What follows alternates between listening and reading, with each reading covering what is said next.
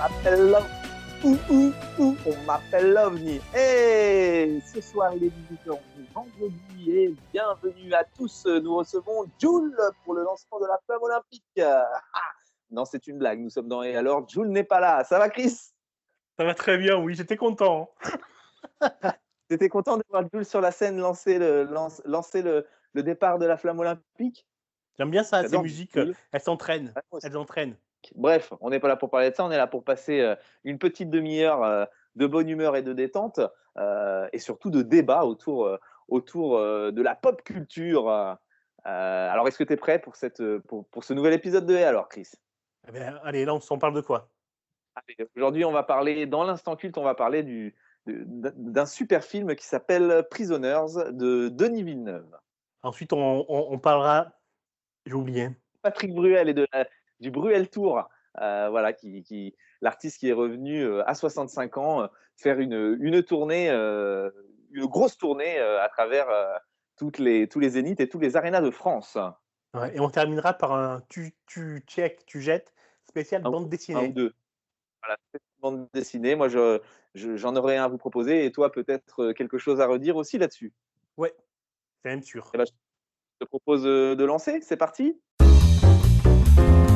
Madame, je n'écrirai rien sur ce film, c'est une merde.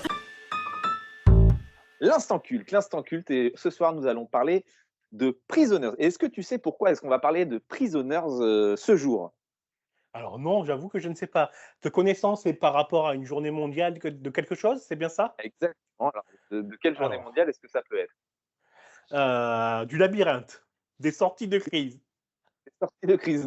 Non, pas du tout. Non, non, non, on est vraiment à fond dans le sujet du film Prisoners. Non, non, c'est la journée mondiale des enfants disparus. Allez, je vous pitch un peu Prisoners. Prisoners, c'est quoi?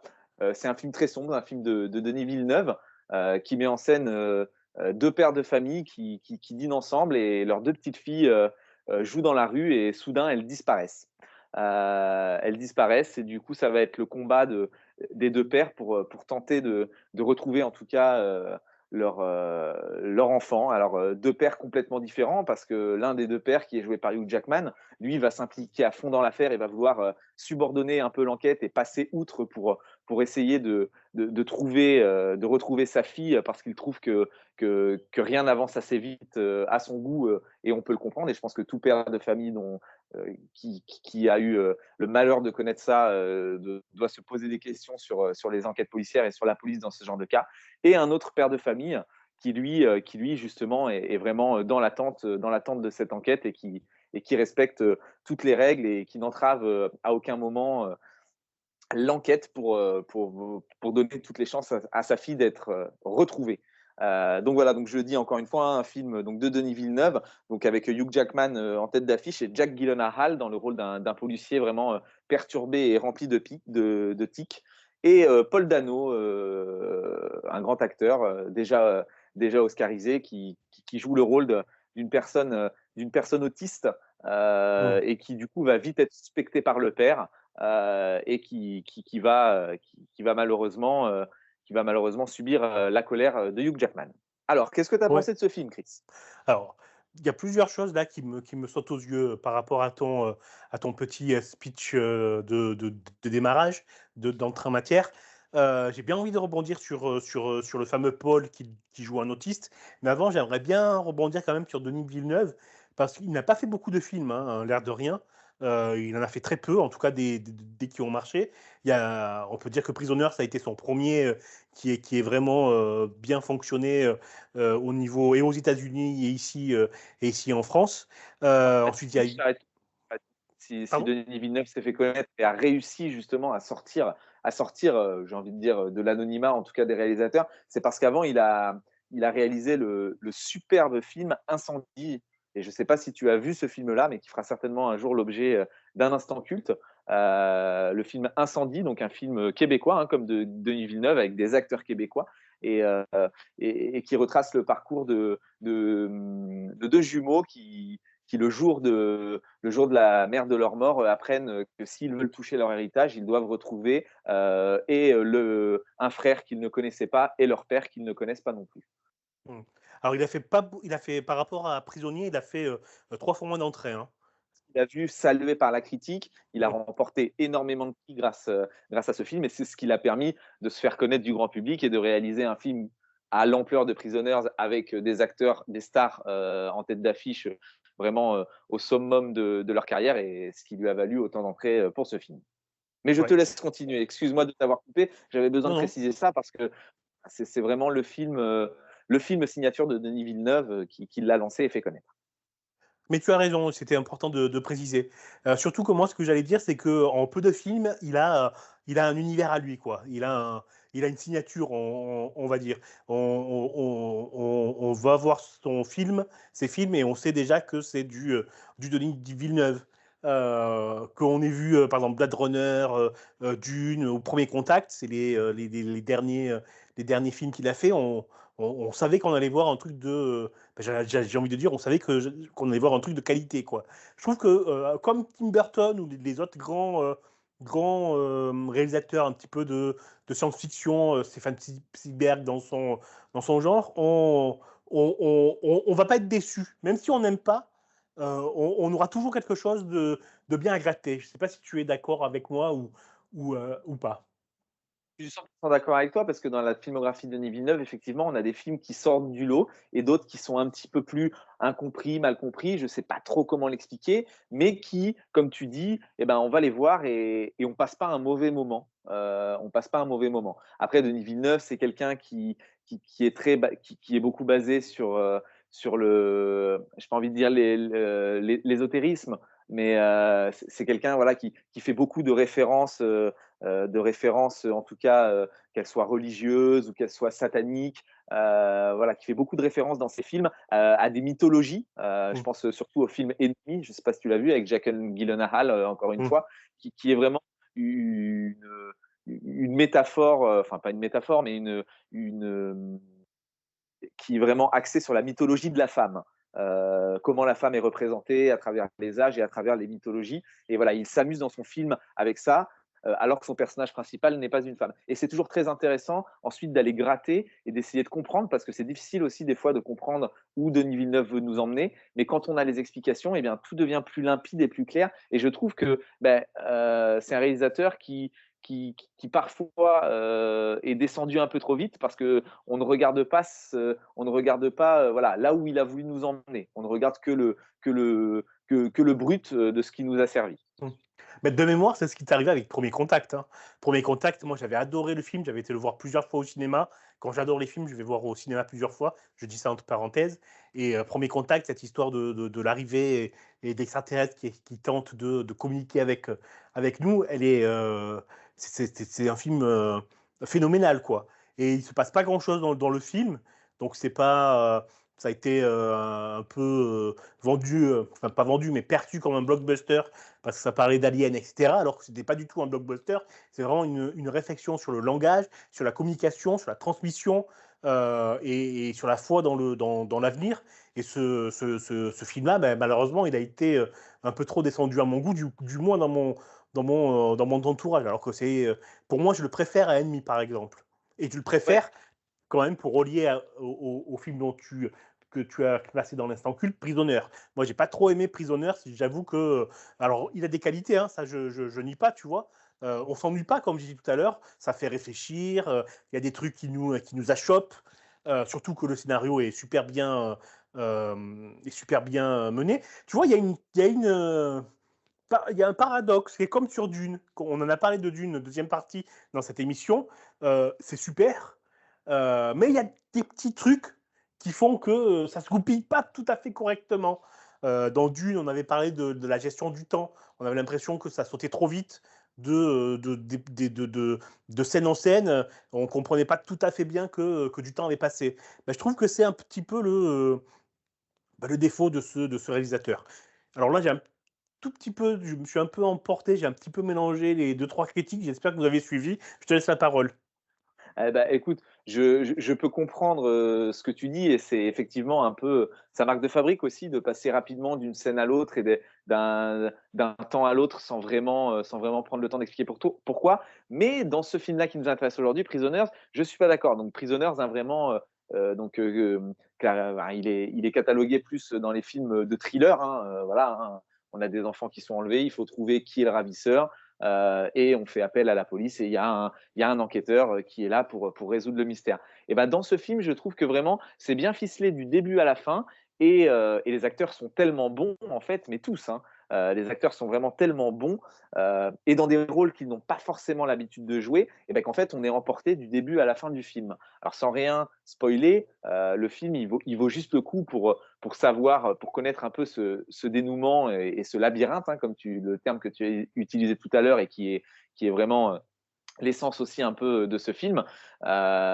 Du coup, pour arriver à un final en apothéose et un cliffhanger à la fin auquel personne à ce jour n'a de réponse et qu'on interprète un peu comme on le souhaite. Et ça, c'est vraiment le genre de film que j'affectionne. Donc d'un thriller tout à fait banal où on veut savoir qui est le tueur, et ben en fait, on arrive à la fin, donc forcément à savoir qui a kidnappé, hein, qui a kidnappé ses enfants, mais les questions restent en suspens et c'est ce que j'aime vraiment dans les films. Il faut savoir que pour ce film, 2 fins ont été tournées.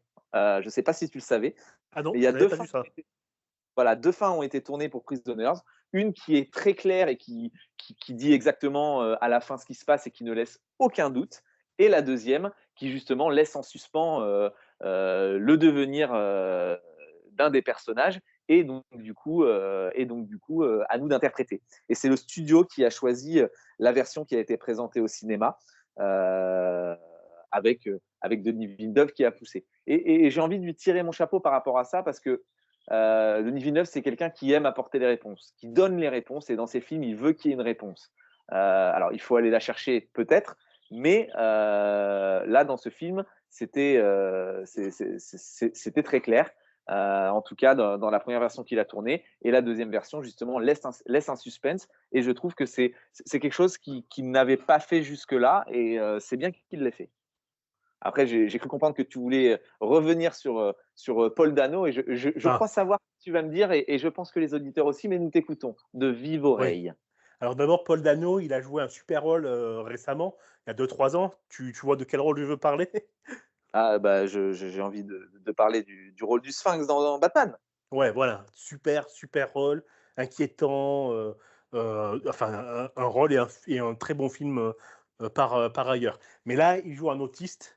Et alors, on l'a déjà dit, hein, enfin, j'en ai déjà parlé dans cette émission à plusieurs reprises. Sam, je suis Sam, notamment. Alors, les acteurs, entre guillemets, valides, qui viennent jouer le rôle d'autiste, d'handicapés mentaux, moi, c'est un truc que je peux plus supporter, quoi. C'est pas possible, quoi. Surtout que là, il joue un rôle de suspect, hein, de suspect d'enlèvement. Alors, ça me rappelle ce que disait Artus il y a pas longtemps dans une interview. Il disait que les handicapés, les personnes handicapées étaient toujours là pour entre guillemets le mauvais rôle. Elles n'avaient jamais le bon rôle, jamais le rôle de leader. Ben voilà, quoi. C'est un peu comme. Ça fait partie de ça, quoi. Donc on Alors, va je prendre l'autiste t'entends pour jouer l'imbécile. et je savais que tu allais nous dire ça. Alors, je peux l'entendre, encore une fois, car la dernière fois, j'avais entendu ta complainte. Encore une fois, on était au début donc, des années 2010, donc aujourd'hui, ce serait peut-être différent. Mais, et après, en même temps, je me dis, si on avait pris pour ce rôle que joue Paul Dano, de l'autiste qui est suspecté, alors pas forcément suspecté par la police, mais suspecté donc par Hugh Jackman et donc par le père d'une des petites filles disparues, et ben du coup, ça aurait été un rôle vraiment très dur parce que c'est vraiment très dur, hein, voilà, sans trop en spoiler. Voilà, il va être pris en grippe justement donc par le père d'une des petites filles disparues, donc Hugh Jackman, qui lui est persuadé que c'est cet homme qui a enlevé sa fille et qui va tout faire pour le faire avouer. Et donc du coup, c'est très dur et je ne sais pas si quelqu'un atteint d'autisme aurait pu supporter jouer un rôle comme ça parce qu'il y a des scènes entre les deux personnages qui sont réellement dures. Je comprends ton, ton argument. Et je le garde par devers moi, comme on dit. Je le garde et je vais réfléchir. Ça marche. Tu reviendras vers moi et tu m'en diras des nouvelles. Bon, en tout cas, vous l'avez compris, moi, c'est un film que je recommande vraiment à 100%, hein. J'ai insisté pour qu'il soit dans l'instant culte parce que c'est vraiment un film et qui, en plus, a une image et une bande son à la Denis Villeneuve. Donc voilà, des plans séquences très longs avec des musiques assez inquiétantes qui nous plongent à fond dans l'ambiance. Donc moi, je vous le conseille à 100%. Et toi, ton conseil, du coup, Chris, à Oui, regarder? honnêtement, oui, oui, oui, quand même, quand même. Je suis de mauvaise foi, allez le voir, oui, clairement. Bon, bah, super. Bon, bah, écoutez, je ne sais plus sur quelle plateforme il est disponible, mais n'hésitez pas, à regarder s'il est disponible sur une plateforme ou, potentiellement à aller, acheter le DVD ou le Blu-ray et vous faire une petite soirée cinéma si vous aimez, voilà, les films, qui nous plombent un peu le moral quand même. Eh ben, Quelque c'est très chose bien. à Non, rien du tout, et toi? Eh bah, écoute, moi, c'est bon pour moi, donc écoute, bah, je te propose de passer à la suite ou de nous lancer une petite musique, à ton bon vouloir. Bah, une petite pause musicale, est-ce qu'il y a une chanson qui te plairait, qui te conviendrait d'écouter là, en ce moment? Tout de suite, Eh bah là, tout de suite. tout de suite, là non, mais pour faire le lien, avec Patrick Bruel qui arrive, est-ce qu'on lancerait pas une petite chanson de Patrick Bruel? Allez, vas-y, laquelle?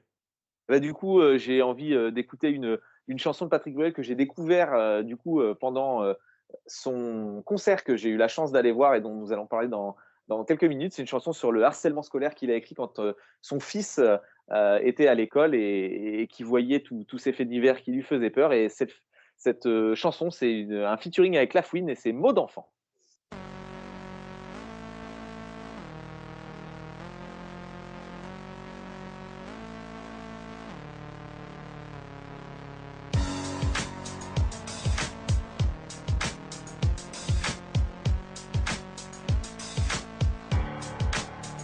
Tu rentres tôt, plus tôt qu'avant.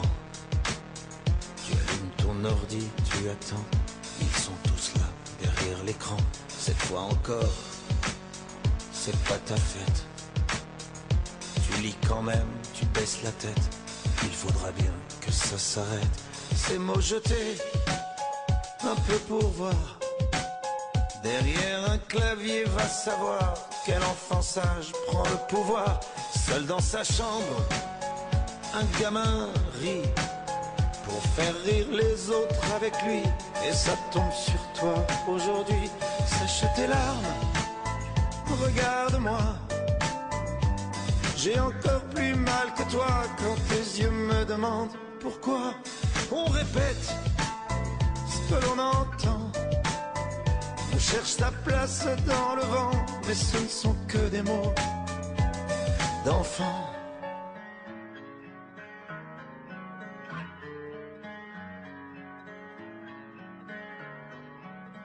Pour une fille qui leur dit non, pour un garçon qui aime un garçon, pour une petite phrase à la con, parce qu'au milieu d'une cour d'école, il n'y a pas que les ballons qui volent, il n'y a pas que des jeux de rôle. Qui est minable, qui est cador, pour un blouson, pour un portable, c'est si facile de mettre à mort. Lève la tête, regarde-moi, j'ai encore plus mal que toi. Yeah, Fouini babe, yeah. Et on les croise à la peine, les voyous virtuels. Les petits ont 13 piges, veulent déjà être sensuels. Les murs n'ont plus d'oreilles, ils ont Bluetooth ADSL. Et on joue au jeu de celui qui sera le plus cruel. Les commentaires appellent au secours, parfois les mots sont des larmes. Les claviers s'attirent, les ordis sont des armes. Maman, je reste dans ma chambre, maman, j'ai pas trop faim. Maman, je fais souffrir, mais c'est court comme un refrain. Rencontre sur le net, tu sais même plus qui tu vois. Privés sont les messages, plus besoin de se casser la voix. Je t'aime par SMS et tu me manques par email. Tu m'as kiffé sur Twitter et t'as rompu par BBM. Moi quand j'étais petit on n'avait pas d'ordinateur. On restait jouer au foot et on parlait pendant des heures. Toi t'es seul devant l'écran et même les jours de fête. Dis-moi avec qui tu surfes, je te dirai qui tu traites. Pourquoi? Demande-leur, ils ne savent pas. Ils croient jouer comme les grands à d'autres guerres, à d'autres jeux d'enfants. Lève la tête, parle, je t'entends. Change le sens du vent. La haine se glisse dans les bagages. À l'âge des livres d'images,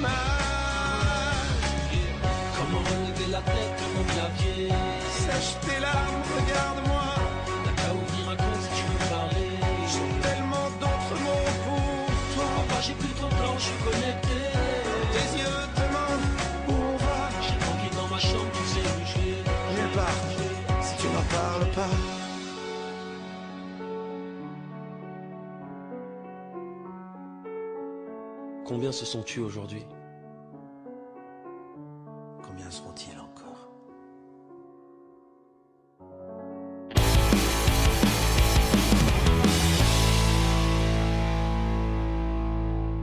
C'est quoi cette chanson exactement?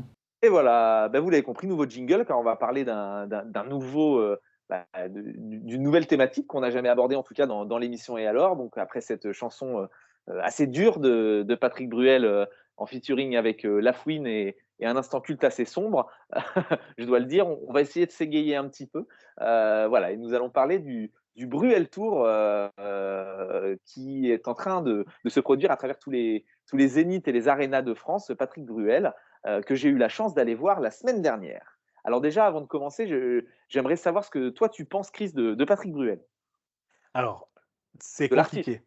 Oui, oui, oui, Pourquoi? mmh, j'ai bien compris. Pour moi, il n'existe pas. D'accord. Oh, c'est dur, c'est violent. Ouais, ouais. C'est-à-dire que, Comme à ton habitude. alors, je vais, polisser un petit peu ce que je viens de dire. Je n'ai pas de culture musicale.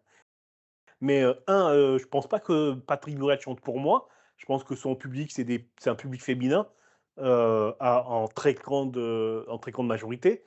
Et c'est là, tu dis que quand je dis qu'il n'existe pas, ça fait mal, mais ce que je vais dire là, c'est le truc le plus terrible, je pense. C'est que je pense qu'il est beaucoup trop mainstream pour être intéressant. Ça, c'est une notion dont on peut parler. D'accord. Alors, tu développes un peu sur le mainstream? Bah, par exemple, alors il fait, en ce moment, il est très, là, on vient d'écouter une chanson engagée, mais par rapport, aux vrais chanteurs engagés, ça vaut pas tripette, quoi. Quand il fait une chanson sur les murs qui tombent, il y a pas un mot plus haut que l'autre. C'est une c'est une petite révolte, les poings fermés, pour être numéro un du top 50. C'est ça que je veux dire. Il y a pas, il prendra pas, la défense des Kanaks, par exemple, chose qu'a fait Renaud. OK, OK, bah, écoute, j'entends ce que tu peux dire. Je vais dire un peu ce que moi je pense et ce que j'ai pu vivre la semaine dernière en tout cas.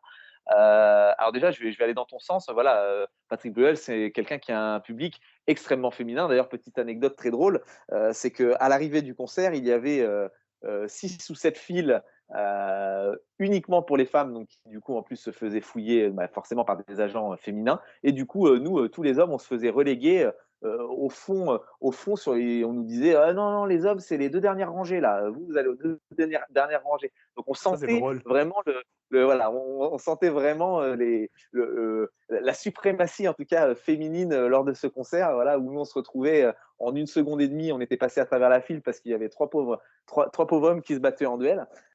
Et effectivement, on avait toute une palanquée de femmes, demoiselles, qui venaient voir Patrick Bruel et qui, elles, attendaient 20 minutes pour pouvoir passer les portiques. Bref, passé ce petit détail, donc moi je me suis installé dans la salle. Euh, donc moi, j'y ai pas été parce que j'ai pris une place pour moi, hein. Moi, j'ai accompagné quelqu'un qui vraiment, alors je dirais pas est fan, mais qui apprécie vraiment tout ce que Patrick Bruel fait depuis des années. Mais Euh, menteur, c'est toi le fan.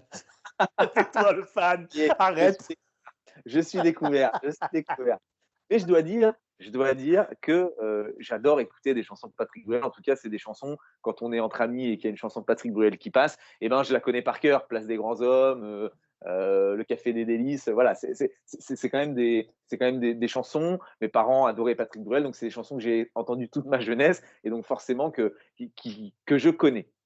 Euh, et par contre, j'ai découvert tout au long du spectacle Patrick Bruel complètement différent. C'est-à-dire que, je m'explique, pour moi, Patrick Bruel, c'est quelqu'un qui chantait voilà, des chansons sans trop de sens, basées vraiment sur l'amour, sur l'amitié, et de temps en temps, qui faisait des chansons pour revenir sur ses racines, notamment avec le Café des Délices et un peu tout l'album autour de ce titre-là. J'ai été bluffé au concert parce qu'en fait, je pense que je n'ai pas écouté les derniers albums de Patrick Bruel ces dernières années. Donc, toi, je te prouve une fois de plus que je ne suis pas fan et que je n'y ai pas été en tout cas, pour moi. Mais du coup, j'ai découvert un artiste, c'est là où je ne suis pas d'accord avec toi, qui en fait a mûri avec son temps. Et aujourd'hui, les chansons qu'il propose, elles sont poignantes. Alors, il y a des super artistes aussi qui l'accompagnent au niveau instrumental et au niveau des mélodies. C'est peut-être ça aussi qui nous plonge dedans, avec une superbe mise en scène. Mais en tout cas, j'ai trouvé que c'était des chansons qui étaient poignantes et très engagées. Donc, que ce soit sur le harcèlement scolaire, que ce soit sur le métier difficile, c'est un peu tout bête, comme tu dis. Des fois, il y a des mots qui ne volent pas plus haut que d'autres, mais le métier difficile de professeur des écoles, que sa maman a exercé pendant des années. Il y a une superbe chanson aussi tirée des lettres écrites par Manouchian, le résistant, qui avait été fusillé dans les années 40. Et voilà. Et je trouve qu'aujourd'hui, c'est vraiment un artiste qui, pour moi, en tout cas, j'ai passé un très très bon moment. Et je dois dire, il a 65 ans, il a fait 3 heures de show sans s'arrêter. Et déjà, c'est une super prouesse. Et c'est quelqu'un qui vraiment, pour moi, voilà, il est passionné par ce qu'il fait. Et en toute sincérité, j'ai découvert un Patrick Bruel différent des chansons que je connaissais. Et je dois dire que j'ai été ému par ce qu'il nous a proposé. Alors après, sur la scène, je l'entends bien, hein. Quand tu es sur scène et que tu vis le truc, etc. D'accord, c'est plus un homme de scène qu'autre chose. Mais là, ce que tu me cites comme exemple, c'est encore très bon ton, quoi. C'est oulala, je lève mon petit poing, mais après, je prends une douche et je vais au Ritz, quoi. Mais ça, c'est le problème de tous les artistes. Mais oui, alors oui, je suis d'accord avec toi. Et toi qui est un bon gauchiste dans l'âme, Merci. voilà, et un bon révolté, et les gens commencent à te connaître sur cette antenne. Mais je peux comprendre ce que tu dis, mais s'il ne portait pas cette voix, mine de rien, il y a des gens qui seraient peut-être pas forcément au courant de certaines situations, de certaines choses. Et par ces paroles qui sont peut-être pas très hautes et assez plates pour toi, ça peut faire quand même changer des mentalités. Et du coup, oui, même si derrière, effectivement, le mec, il va au Ritz et il oublie les problèmes, ça n'enlève pas que c'est quelqu'un qui est quand même aujourd'hui beaucoup plus mûr qu'il n'était avant. Et aujourd'hui, il fait des chansons voilà, qui lui tiennent à cœur. Et pour ça, je pense qu'on ne peut pas lui enlever ça. Je vais rectifier un petit truc. Quand je parle du Ritz, c'était pour déclencher le rire, mais ça Oui. n'enlève pas la première partie. C'est vraiment plan-plan pour moi. C'est vraiment j'allais dire des petites prises de position, encore une fois, bien dans le sens du vent. Je t'ai pas donné envie de prendre ta place quand il va passer près de chez toi, celui-là. Non, hélas, non. J'ai oublié, mais bon, si vous aimez Patrick Bruel et que vous êtes une femme, allez-y. Sinon, allez Mais militer quelque part. si vous êtes un homme, allez-y, si vous êtes un homme, vous arrivez 2 minutes avant, vous passez devant tout le monde. Franchement, après, c'est toujours plus sympa de voir un artiste sur scène, mais je ne m'attendais pas à passer une aussi bonne soirée et à apprécier, en tout cas, l'homme. Voilà, moi, c'est tout ce que j'avais à dire. J'ai trouvé la prouesse remarquable et les prises de position, à son niveau soit-elle, assez bonnes. Ok, on l'embrasse. On lui passe le bonjour. Et de plus soin, oui, il faut aller voir les artistes en concert, clairement. Voilà. Bon, super. On finit sur une note positive où on est d'accord, il faut aller voir les artistes en concert. Tu check. Alors aujourd'hui, est-ce qu'on sort les ordures ou est-ce qu'on valide des choses qui sont sorties? Moi, j'ai envie en tout cas de parler de bande dessinée aujourd'hui. Je crois, excusez-moi, que toi aussi, Chris. Et moi, j'ai envie de parler d'une super bande dessinée qui s'appelle Old Man Logan. Parfait. Ça parle de Logan Marvel Comics ou aucun rapport? Si, ça parle de Marvel Comics, donc c'est plus un comics d'ailleurs qu'une bande dessinée. Et c'est la bande dessinée qui a servi un peu de planche de départ, en tout cas, à l'excellent film Logan, justement, sur la fin de Wolverine. Alors, je pitch un peu. C'est des années, c'est des années, oui, c'est des décennies même après les années d'aujourd'hui. Et on retrouve un un vieux Logan qui vit avec sa femme et ses enfants dans un vieux ranch et qui doit payer un loyer à la famille Hulk. Pourquoi à la famille Hulk? Parce qu'en fait, il s'est passé un énorme drame, donc il y a des décennies, et c'est les méchants qui ont pris le pouvoir, et tous les États-Unis en fait sont divisés par royaume en fonction des méchants. Donc il y a le territoire de Fatalis, il y a le territoire des Hulk, il y a le territoire de Crâne Rouge. Donc voilà. Et en fait, c'est un comics vraiment très sombre, mais qui est très plaisant parce que on retrouve des anciens, voilà, des anciens Avengers. On retrouve des histoires familières et tout ça sur fond pardon de Wolverine et de Logan, et donc du coup où c'est très très compliqué pour lui en tout cas de pouvoir admettre ce qu'il a fait sans spoiler en fait dans le passé, et donc du coup voilà, c'est un peu une revanche que prend Logan sur la vie, et voilà, avec un côté très sombre, moi comme j'aime dans les comics, donc je vous le conseille vivement si vous avez l'occasion de vous le procurer. Ça s'appelle Old Man Logan et vous allez passer vraiment un très bon moment de comics. Ok, super. On note. Moi, j'aime bien ce genre d'ambiance, donc je ne connaissais pas, je vais aller voir. Ah bah, je t'en prie, tu me diras ce que tu en as pensé surtout. Je te dirais, ouais, je suis en train de regarder où on peut se le procurer. D'ailleurs, Je vais enchaîner.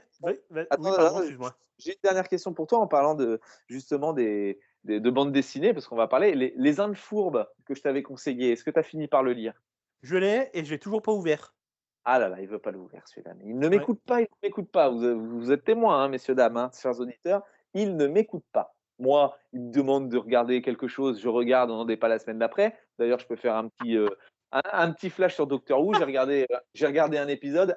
C'est nul. Alors, je ne peux pas regarder ce genre de choses. Je ne peux pas. Je n'y arrive pas. Voilà, je m'arrête là. Ok, c'est pas grave. Ok, Donc, promis, je vais ouvrir cette semaine voilà, les sur toi. Alfourbes. Pour qu'on en parle la semaine prochaine. Ok, ça marche. Eh ben, je t'écoute Ok. du coup. Ah ben oui, alors. Eh bien, j'enchaîne. Non, moi, je voulais conseiller, j'ai relu cette semaine. Alors, tu vois, j'ai pas lu les nouveaux, mais j'ai relu une vieille bande dessinée que j'avais. J'avais déjà dit mon amour pour Mafalda. Et j'ai un deuxième amour en bande dessinée, c'est Calvin et Hobbes. Donc, le petit garçon de 8 ans qui a un ami imaginaire qui est un petit tigre et qui dans des comic strips, parle un peu de la vie. C'est super drôle, mais très triste, très dépressif. Et ça en est drôle. Moi, je conseille ça. De mémoire, je vous raconte un comic, un strip. Donc, tu vois le petit Calvin qui est sur sa luge et il est en train de penser vas-y, fonce, t'arrêtes pas, tu vas te prendre un arbre et ce sera fini. Si tu tournes maintenant, tu prends le ravin, ce sera fini. Et tout d'un coup, il se dit mon Dieu, mais mon cerveau essaye de me tuer. C'est drôle, c'est drôle. C'est un humour un peu très, très, très, très noir et je vous le recommande. Voilà. Bah, super, bah, écoute. Tu peux répéter le titre? Ouais, Calvin et Hobbes. Et l'auteur, c'est Bill Watterson. Ok, d'accord. Et on trouve ça à la Fnac, partout. C'est pas très cher. C'est 10 €, je crois, un tome. C'est vraiment bien. C'est des petites planches comme Mafalda. Voilà, comme Mafalda, comme le petit Spirou, comme ça, mais c'est vraiment très sombre. Peanuts, Voilà. Snoopy, Ok. tout ça, ça vient de cette époque-là. Moi, je suis pas très fan de ce genre de BD, mais je te promets d'aller y jeter un coup d'œil. Eh bien, ça marche. On s'arrête là? Eh ben, on s'arrête là, hein. Il suffit de se quitter sur un petit son. Je vais te laisser choisir cette fois. Ouais, on va écouter. Excusez-moi, j'ai perdu mon micro. Mon micro a sauté. Mon micro est de droite parce que j'allais annoncer, on va écouter Renaud avec Trivial Poursuite. Allez, c'est parti. Belle générique. Et on se dit à la semaine prochaine. À la semaine prochaine. Allez, bye bye, ciao.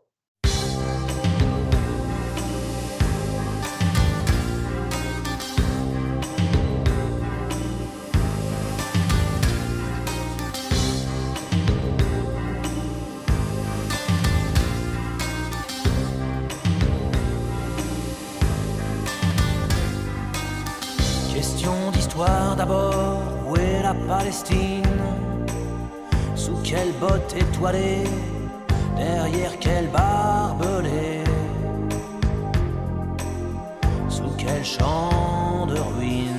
Question d'histoire encore, combien combien de victimes, combien de milliers d'enfants dans les décombres des camps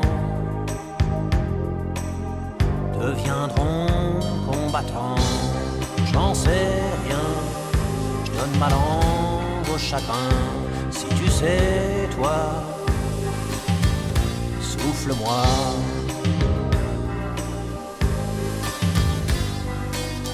Question de géographie, où est la Kanaki? Combien de flics, de soldats pour tenir Nouméa? Pour flinguer les lois. Combien de petits blancs, de colons arrogants se partagent la terre, et combien de misère pour le peuple kanak.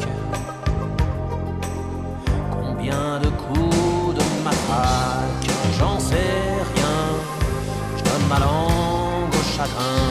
Si tu sais, toi, souffle-moi.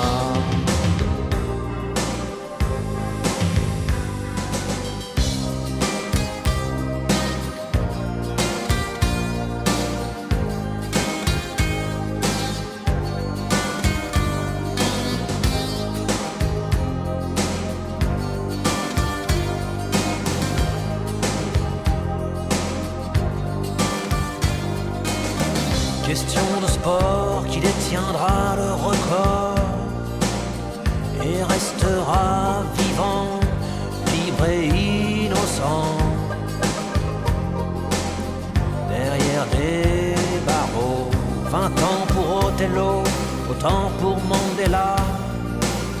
Et combien dehors la loi, j'ai ces petits juges en bois dont on fait les salauds. J'en sais rien, je donne ma langue au chagrin. Si tu sais, toi, souffle-moi.